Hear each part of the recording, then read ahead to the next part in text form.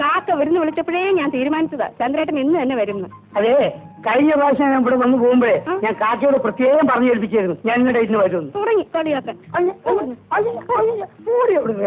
ഇത്ര നേരം പിള്ളേരെ ഇവിടെ കിടന്ന് ബഹളമായിരുന്നു. അച്ഛനെ കണ്ടില്ലല്ലോ എന്നും പറഞ്ഞു. എന്നാ പിന്നെ ഇത്ര ഇവിടെ നേരത്തെ വന്നുകൂടായിരുന്നു. പിള്ളേർ സ്കൂൾ പോയോ? അല്ല പിന്നെ ഫീസ് കൊടുത്തോ? അത് പിന്നെ ബാലന് ഒരേ നിർബന്ധം. ഞാൻ പിന്നെ എതിർക്കാനൊന്നും പോയില്ല. എന്ത് അവനും കൊടുത്തു.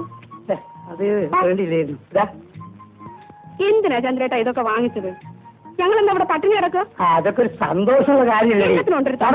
അതൊക്കെ ഒരു കഥമല്ലേ.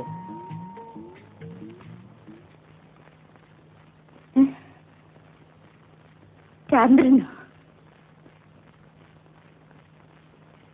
മുത്തശ്ശിക്ക് സുഖമാണോ? ഒരു കുഴപ്പവും ഇപ്പോഴില്ല. ഈശ്വര, കഴിഞ്ഞ പ്രാവശ്യത്തെക്കാളും നീ ക്ഷീണിച്ചല്ലോ. അത്രയല്ലുള്ളൂ മുത്തശ്ശി. കഴിഞ്ഞ ആഴ്ച ഞാൻ ചത്തുപോകണ്ടല്ലേ. വയനാട് താമരശ്ശേരി ചുരം ലാസ്റ്റ് ട്രിപ്പ് 10:30 ഫുള്ളായിട്ട് ആളെ കുത്തിച്ചിരിക്കുന്നുണ്ട്. ചാറില് മഴയും ഫുൾ സ്പീഡും. ഞങ്ങളിങ്ങനെ ചുരം ഇറങ്ങി ഇങ്ങനെ വരികയാണ്. 12ാമത്തെ എയർപിന്റെ വരവുണ്ടല്ലോ മുത്തശ്ശി, അവിടെ എത്തിയപ്പം ഗോമതി ഒറ്റ വരവാണ്. ഗോമതിനും ബസ് നമ്മൾ നമ്പിയുടെ ബസ് ഇത്ര ദൂരമുള്ളൂ. ബ്രേക്ക് ചവിട്ടാനുള്ള ഒരു ദൂരമില്ല. രണ്ടും കൽപ്പിച്ചിട്ട് കുഞ്ഞിക്കാൻ ഡ്രൈവർ ഒരൊറ്റ ചവിട്ട് ഓടിച്ചു. ബസ് പന്ത് ഉരുളുന്ന മാതിരി ഉരുണ്ട് ഒരു 10,500 അടി താഴോട്ട് ഇങ്ങനെ വന്നുകൊണ്ടിരിക്കുക. ഞാൻ കണക്കൂട്ടി നോക്കുമ്പോൾ 1,500 അടി കഴിഞ്ഞിരിക്കുന്നു. അതിനകത്തിരുന്ന് ഞാൻ ഒരൊറ്റ വിളിയാണ്, മുത്തശ്ശിയെ രക്ഷിക്കണേ. ഇത് വിളിച്ചത് എനിക്ക് ഓർമ്മയുണ്ട്. ഒന്ന് മുത്തശ്ശി. പിന്നെ ഞാൻ കണ്ണുറന്ന് നോക്കുമ്പോ ബസ് അവിടെ ഇങ്ങനെ നിൽക്കുക. എന്താ സംഭവം എന്നറിയോ? ഈ ഉണങ്ങി ചുരുണ്ട ഒരു 3-4 വാഴ ഇങ്ങനെ നിൽക്കുന്നുണ്ട് അവിടെ.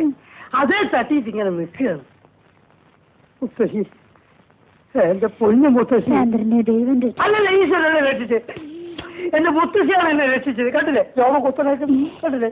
ആ സമയത്ത് അങ്ങനെ വിളിക്കാൻ തോന്നിയത് ചേച്ചിയുടെയും കുട്ടികളുടെയും ഭാരം.